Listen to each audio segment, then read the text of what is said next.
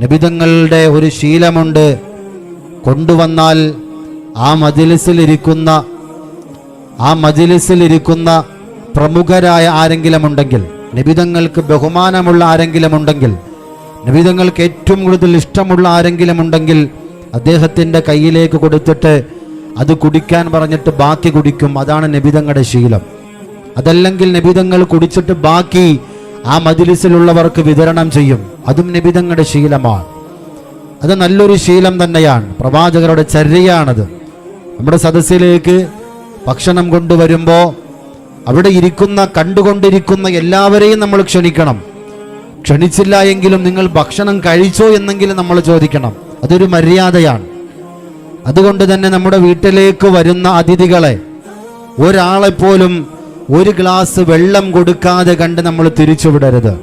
കാരണം ഒരു അതിഥി നമ്മുടെ വീട്ടിലേക്ക് കടന്നു വരുന്നത് 1000 ബറക്കത്തുകൾ കൊണ്ടാണ്, 1000 ഐശ്വര്യങ്ങളുമായിട്ടാണ് ഒരു അതിഥി നമ്മുടെ വീട്ടിലേക്ക് കടന്നു വരുന്നത് എന്ന് പറയുമ്പോൾ, ബറക്കത്തും കൊണ്ടുവന്ന ഒരു അതിഥിയെ ഒരു പക്ഷേ നമ്മുടെ വീട്ടിൽ കല്യാണം വിളിക്കാൻ വേണ്ടി വന്ന അതിഥിയായിരിക്കാം, ചിലപ്പോൾ പാല് കാച്ചു വിളിക്കാൻ വേണ്ടി വന്നവരായിരിക്കാം, ചിലപ്പോൾ മറ്റേതെങ്കിലും ഫംഗ്ഷന് പങ്കെടുക്കാൻ വേണ്ടി നമ്മൾ ക്ഷണിക്കാൻ വന്നവരായിരിക്കാം.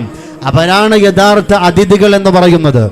ഒരു പക്ഷേ മുമ്പേ തന്നെ നമ്മുടെ വീട്ടിലേക്ക് ഞാൻ വരുന്നു എന്നറിയിച്ച് മെസ്സേജ് അയച്ചിട്ട് വീട്ടിലേക്ക് വരുന്നവരാണെങ്കിലും, അല്ലാതെ വരുന്നവരാണെങ്കിലും, അറിയിക്കാതെ വരുന്നവരാണെങ്കിലും, പ്രിയപ്പെട്ടവരെ, അവർക്ക് ഒരു ഗ്ലാസ് വെള്ളം കൊടുക്കാതെ വിടരുത്.